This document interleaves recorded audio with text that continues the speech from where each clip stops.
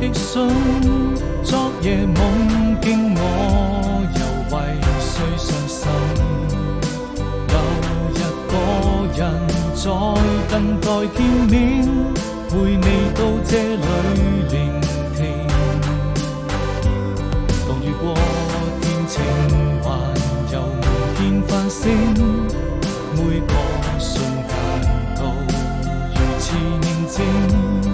呆呆地望着沿途風景，你的回音我在聆聽。我閉上了眼睛，早已分不清這一段愛情沒任何回應，保持距離，心卻敢靠近，餘下了也會停。